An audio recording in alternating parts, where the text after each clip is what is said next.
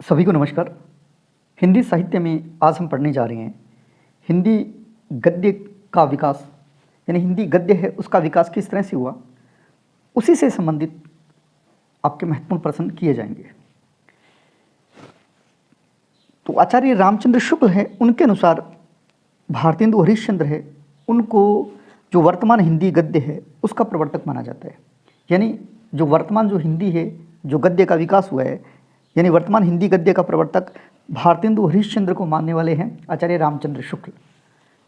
आज का पहला प्रश्न, हिंदी शब्द का विकास, हिंदी जो शब्द है उसका विकास संस्कृत के किस शब्द से हुआ है।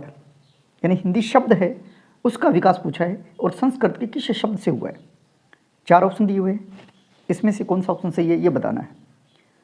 इसका है पहला ऑप्शन सही, सिंधु। सिंधु से हिंदी जो शब्द है उसका विकास हुआ है। जो सिंधु शब्द है वो संस्कृत का शब्द था। दूसरा प्रश्न, व्यापक अर्थ में हिंदी कितनी बोलियों का प्रतिनिधित्व करती है। बड़े स्तर पर देखा जाए तो व्यापक अर्थ में हिंदी कितनी बोलियों का प्रतिनिधित्व करती है। ऑप्शन आपके सामने है, उसमें से सही ऑप्शन बताना आपको। तो ये है 17-18 बोलियां हैं, उसका प्रतिनिधित्व करती है हिंदी। सिंधु का हिंद किस भाषा के अंतर्गत आता है। सिंधु का हिंद किस भाषा के अंतर्गत आता है, तो ये आपको बताना है। ये आता है फारसी भाषा के अंदर। पहला ऑप्शन। भाषा विज्ञान में जो हिंदी है कितनी बोलियों का प्रतिनिधित्व करती है, यानी भाषा विज्ञान है उसके अंदर पूछा है कि हिंदी है वो कितनी बोलियों का प्रतिनिधित्व करती है। ऑप्शन आपके सामने है। तो ये है 8 जो बोलियां हैं उसका प्रतिनिधित्व हिंदी बोली करती है। जो हिंदी भाषा है वो 8 बोलियों का प्रतिनिधित्व करती है।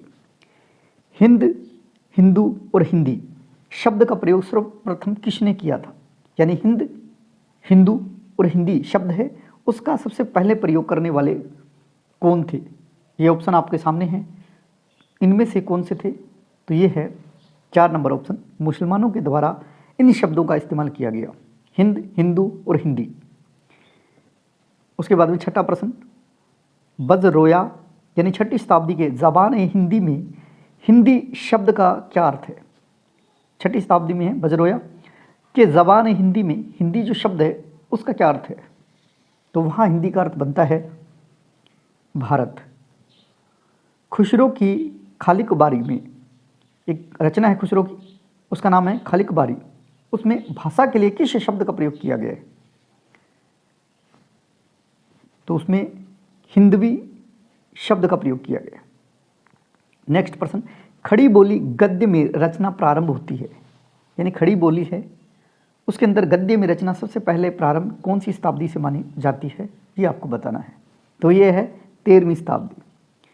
राजस्थानी गद्य का आरंभिक रूप किस समय से मिलता है।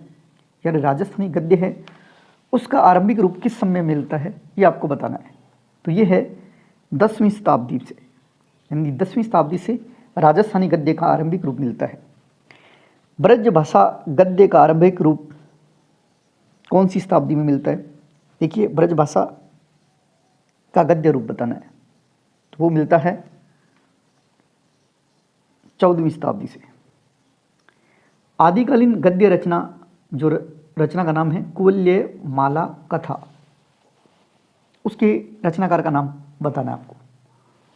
तो वो है उद्योतन सूरी।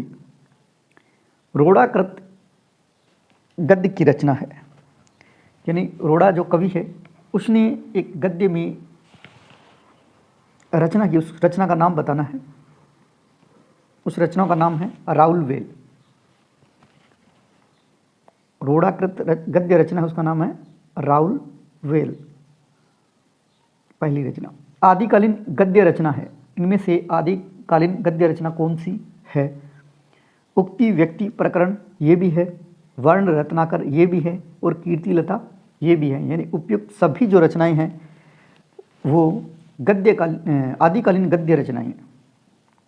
नेक्स्ट प्रश्न, राजस्थानी जो गद्य मिलता है उसके अंदर क्या है, मौलिक और अनुदित ग्रंथ है, या टीकाओं में मिलती हो, या कवियों की निजी रचनाओं में बीच बीच में टीका के रूप में है, या ये सभी जो ऊपर बताए गए हैं इन सभी का प्रयोग किया गया है। तो ये 4 नंबर ऑप्शन कि राजस्थानी गद्य जो मिलता है वो मौलिक और अनुदित ग्रंथों में भी है, टीकाओं में भी है, और कवियों की निजी रचनाओं में बीच बीच में टीका के रूप में भी मिलते हैं। नेक्स्ट प्रश्न, ब्रज भाषा जो गद्य की अखंड परंपरा चलती है वो किससे मानी गई है? ब्रज भाषा गद्य की अखंड परंपरा तो ये मानी जाती है भक्तिकालीन कृष्ण भक्त कवियों से। जो ब्रज भाषा है, जो ब्रज भाषा गद्य की अखंड परंपरा है वो भक्तिकालीन कृष्ण भक्त कवियों से मानी जाती है। नेक्स्ट प्रश्न, ब्रज भाषा गद्य की पुस्तक उसका नाम है श्रृंगार रस मंडन, उसके रचनाकार का नाम बताना है। तो ये है विठलनाथ। 2 नंबर ऑप्शन, विठलनाथ की रचना है श्रृंगार रस मंडन। लल्लू लाल की ब्रज भाषा गद्य की रचना कौन सी है? देखिए लल्लू लाल है, उनकी ब्रज भाषा में गद्य रचना है वो बताना है उसका नाम।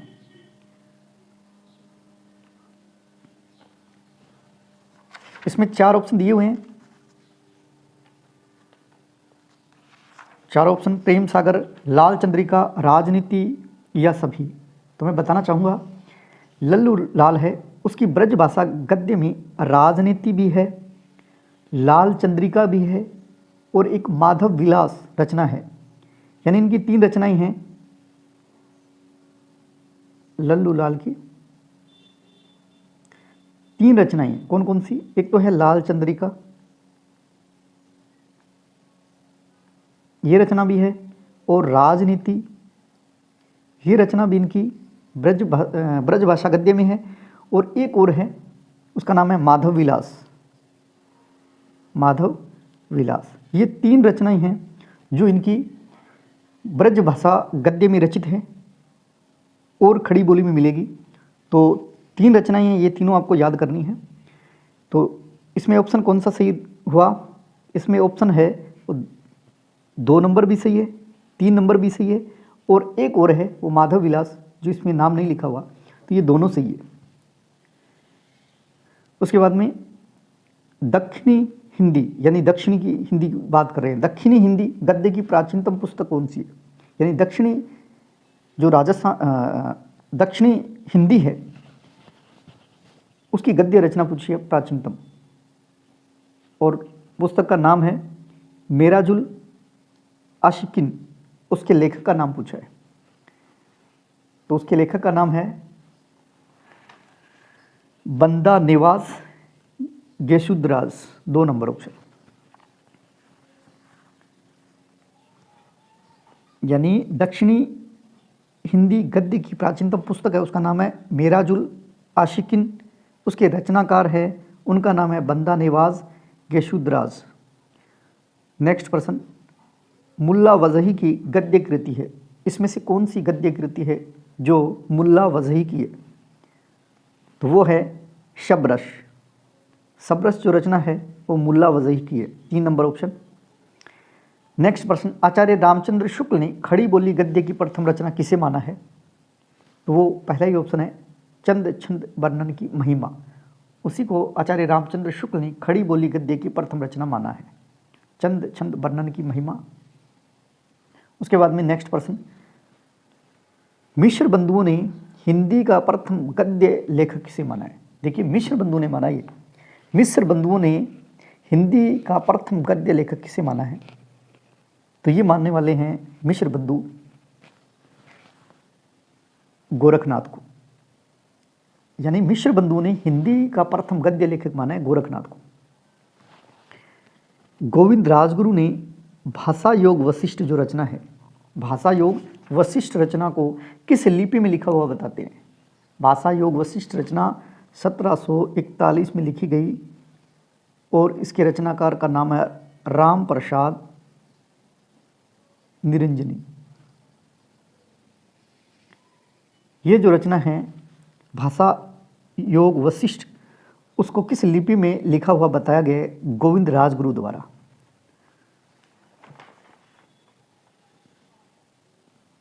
तो ये है गुरुमुखी लिपि, 3 नंबर ऑप्शन।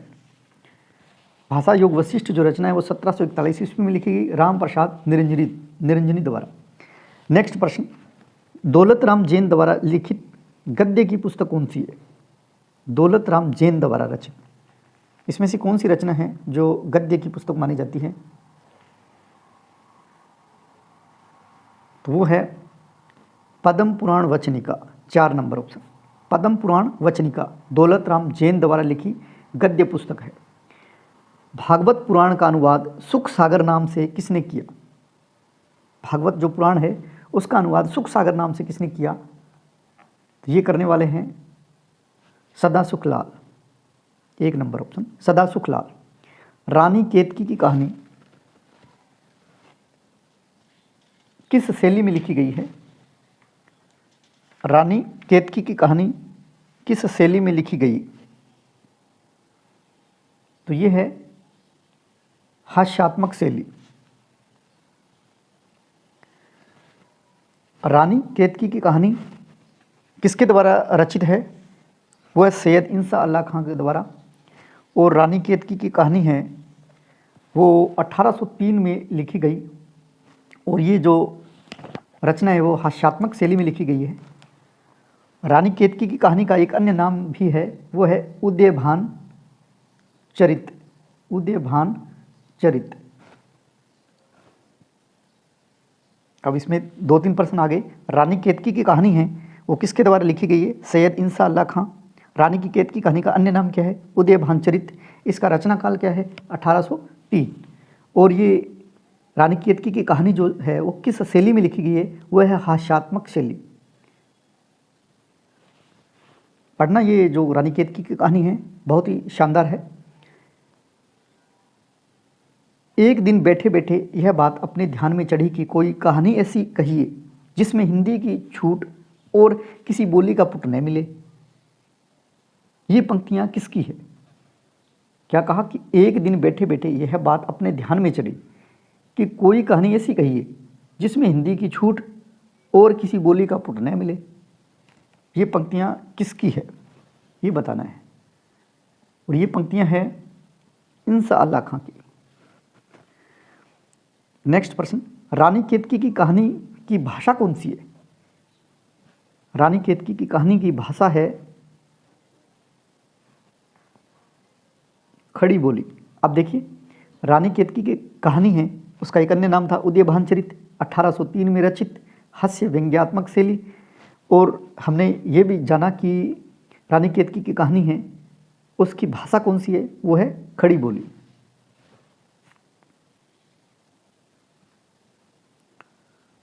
आलसियों का कीड़ा किसकी रचना है?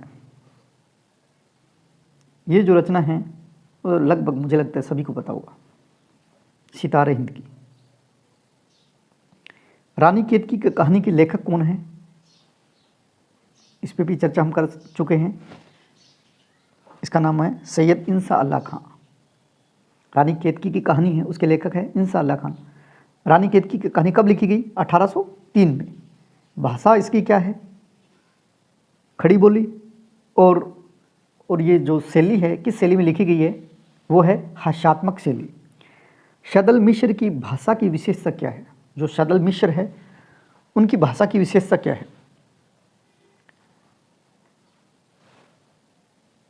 4 ऑप्शन दिए हुए हैं, इसमें से कौन सी इनकी भाषा की प्रमुख विशेषता है? तो वो है पूर्वीपन लिए है। फोर्ट विलियम कॉलेज है उसकी स्थापना किस वर्ष हुई? वो है 1800 ईस्वी में। फोर्ट विलियम कॉलेज है उसकी स्थापना 1800 ईस्वी में। फोर्ट विलियम कॉलेज में भाषा मुंशी किसे कहा जाता है या उस कॉलेज के भाषा मुंशी कौन थे? तो वो है लल्लू लाल, 2 नंबर ऑप्शन लल्लू लाल।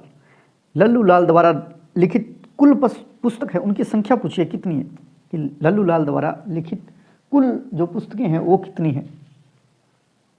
उन्होंने 14 पुस्तकें लिखी। लल्लू लाल की सर्वप्रसिद्ध पुस्तक कौन सी है? वो है प्रेम सागर। राम प्रसाद निरंजनी की रचना कौन सी है?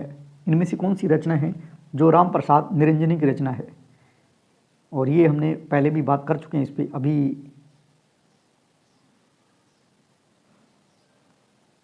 कौन सी होनी चाहिए?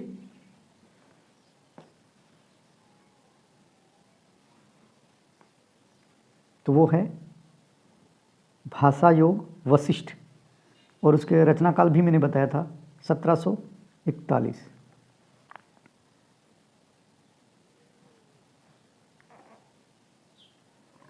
उसके बाद नेक्स्ट प्रश्न, सुख सागर के रचयिता कौन है? सुख सागर जो रचना है उसके रचयिता कौन है? तो वो है सदा सुखलाल। 2 नंबर ऑप्शन सदा सुखलाल। नासिकेतोपाख्यान, नासिकेतोपाख्यान उसके रचनाकार का नाम बताना है। ये रचना है नासिकेतोपाख्यान,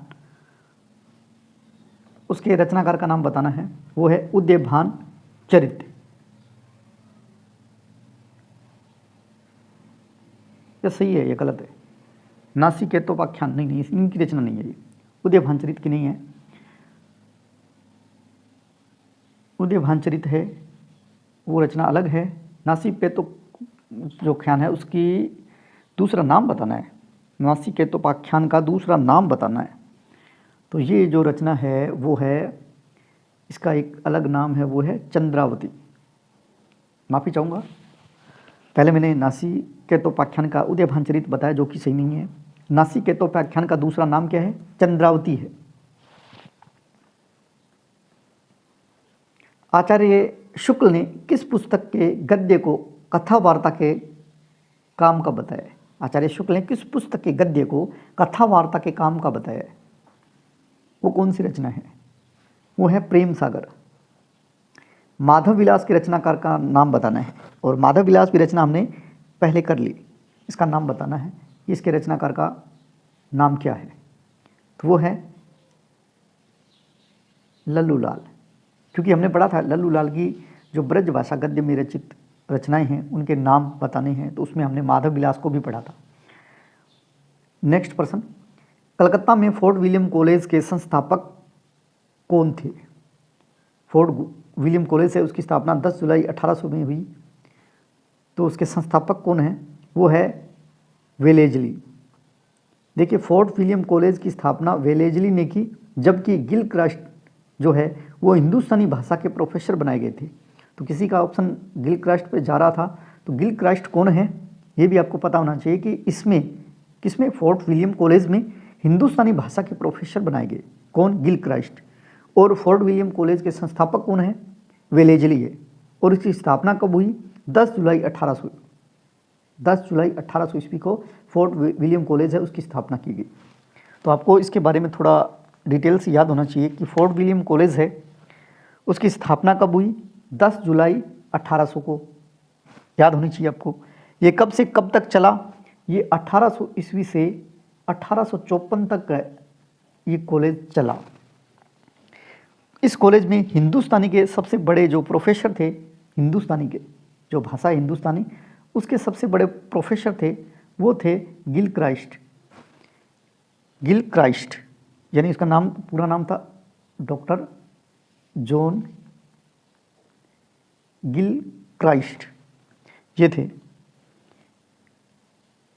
अन्य प्रोफेसर भी है, कैप्टन जेम्स मोट भी है, कैप्टन विलियम टेलर भी है, मेजर विलियम प्राइस भी है, लेकिन जो सबसे बड़े थे हिंदुस्तानी के सबसे बड़े प्रोफेसर थे वो थे जॉन गिलक्रास्ट। तो आपसे जब भी ऑप्शन आएगा तो गिलक्रास्ट का ही नाम आएगा।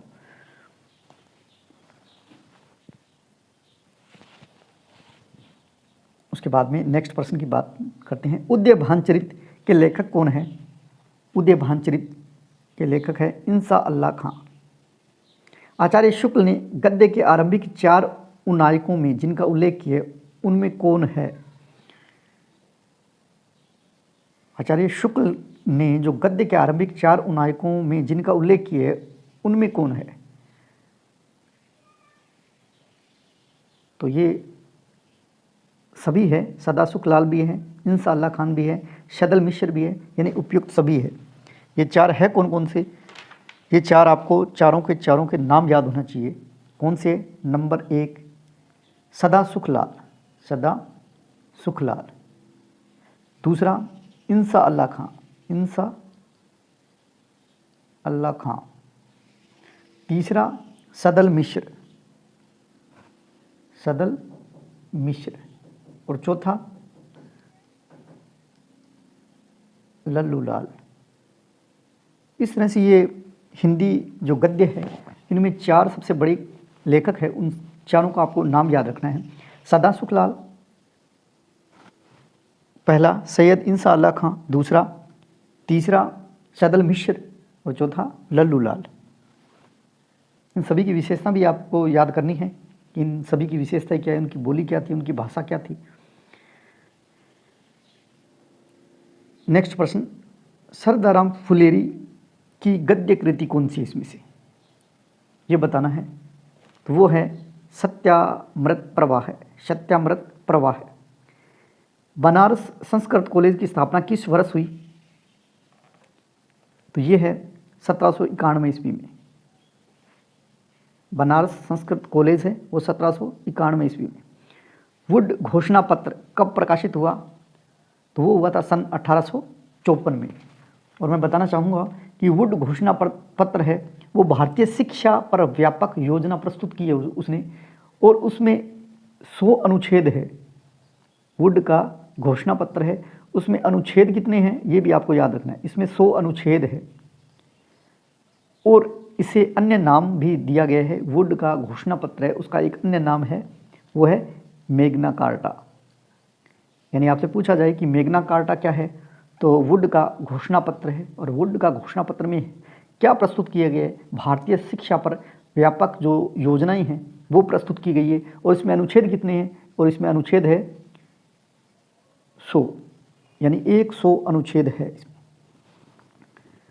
नेक्स्ट प्रश्न, आचार्य शुक्ल ने खड़ी बोली गद्य का प्रथम प्रौढ़ लेखक किसे माना है। आचार्य रामचंद्र शुक्ल की बात कर रहे हैं, उन्होंने किसको माना है, उन्होंने माना है राम प्रसाद निरंजनी को। सुरासुर निर्णय किसकी रचना है, सुरासुर निर्णय है, ये जो रचना है ये किसकी है, तो ये रचना है मुंशी सदा सुखलाल की। दैनिक बॉम्बे समाचार है वो कहाँ से प्रकाशित होता था, तो ये मुंबई से प्रकाशित होता था। नेक्स्ट प्रश्न, हिंदी गद्य का प्राचीनतम रूप है वो किस भाषा रूप में मिलता है। हिंदी गद्य का प्राचीनतम रूप है, यानी हिंदी गद्य है उसका सबसे पुराना रूप किस भाषा के रूप में मिलता है, ये आपको बताना है। तो वो भाषा कौन सी है, वो है राजस्थानी भाषा।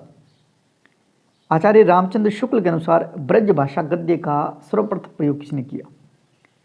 यानी आचार्य रामचंद्र शुक्ल कह रहे हैं कि ब्रज भाषा गद्य है उसका सबसे पहले प्रयोग करने वाले कौन है, और 4 ऑप्शन दिए हैं, इनमें से बताना है।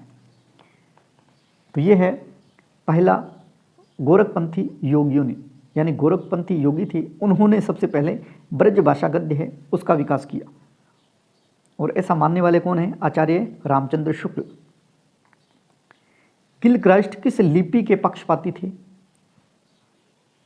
तो ये है रोमन लिपि। लल्लू लाल जो फोर्ट विलियम कॉलेज में भाषा मुंशी थे कहाँ के रहने वाले थे। लल्लू लाल है जो फोर्ट विलियम कॉलेज है जो 1800 ईस्वी में स्थापित हुआ था कोलकाता में, और किसने स्थापना की, वेलेजली ने। और उसमें हिंदुस्तानी के सबसे बड़े जो प्रोफेसर थे वो गिलक्राइस्ट थे। अब वहाँ उस कॉलेज में भाषा मुंशी के रूप में लल्लू लाल रहते थे। वो कहाँ के रहने वाले थे, ये प्रश्न है, तो वो आगरा के रहने वाले थे।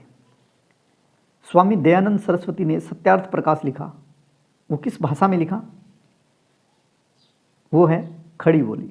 देखो उनकी भाषा आएगी हिंदी, सत्यार्थ प्रकाश हिंदी में लिखा गया, लेकिन हिंदी के अंदर भी पूछा जाए वो कौन से भाषा है, तो वो खड़ी बोली गद्य में लिखी गई है।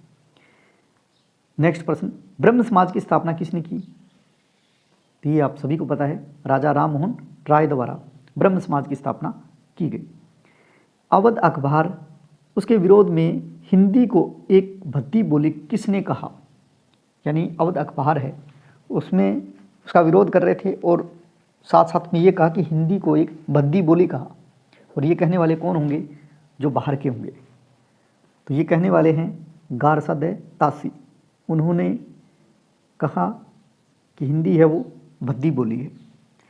हिंदी गद्य के विकास में सर्वाधिक योगदान किसका रहा? ये ऑप्शन दिए हुए हैं, इनमें से बताना है। तो इसमें सबसे ज़्यादा जो योगदान दिया हिंदी गद्य के विकास में वो है आर्य समाज। नेक्स्ट प्रश्न, विश्व धर्म संसद में भाग लेने के लिए विवेकानंद जी शिकागो गए, ये कब गए थे? ये आप सभी को पता है,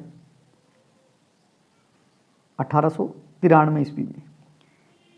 नेक्स्ट प्रश्न, इतिहास तिमिर नाशक जो रचना है वो किनकी है? यानी इनके रचनाकार का नाम बताना है। इतिहास तिमिर नाशक जो रचना है वो किनकी है? तो वो है शिव प्रसाद सितारे हिंद की। नेक्स्ट प्रश्न, अभिज्ञान शकुंतलम का विशुद्ध हिंदी यानी खड़ी बोली गद्य में अनुवाद किसने किया? अभिज्ञान शकुंतल जो रचना है संस्कृत की, उसका विशुद्ध हिंदी यानी खड़ी बोली गद्य में अनुवाद किसने किया? तो ये है राजा लक्ष्मण सिंह। इनके द्वारा अभिज्ञान शकुंतलम का विशुद्ध हिंदी यानी गद्य खड़ी बोली है उसके अंदर अनुवाद राजा लक्ष्मण सिंह के द्वारा किया गया। नेक्स्ट प्रश्न, राजा लक्ष्मण सिंह की गद्य शैली कैसी थी? वो किस तरह की भाषा है उसमें लिखते थे? तो वो संस्कृत निष्ठ हिंदी है उसी में लिखते थे, यानी संस्कृत निष्ठ हिंदी है वो राजा लक्ष्मण सिंह की गद्य शैली है।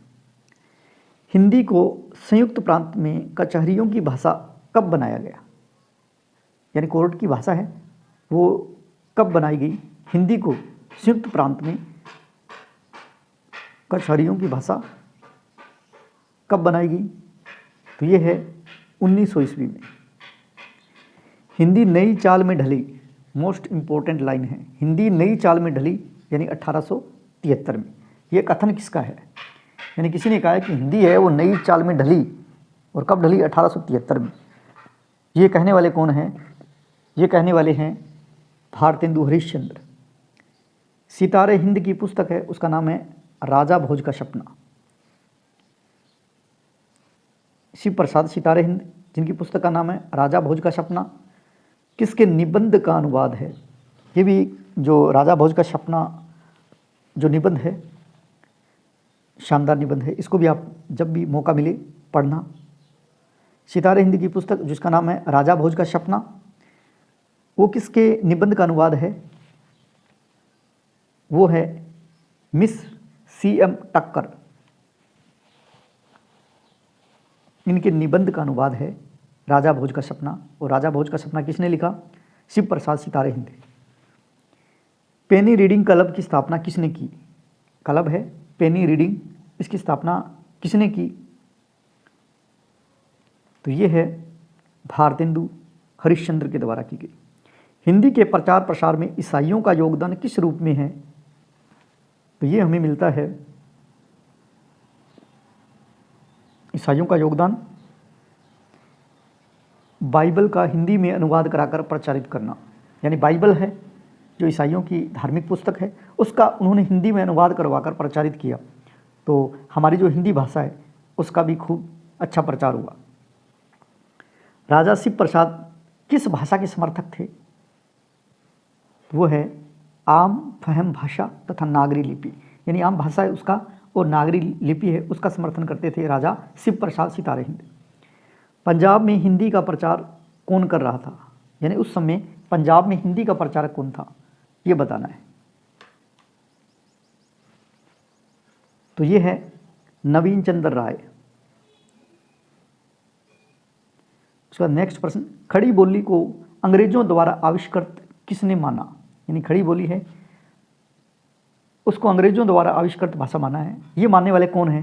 तो कोई अंग्रेजी होंगे, तो वो है ग्रियर्सन।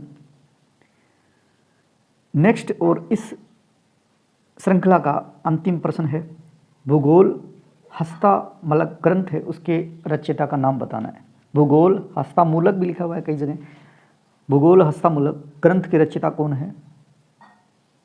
और इस ग्रंथ के रचयिता है शिव प्रसाद सितारे हिंद।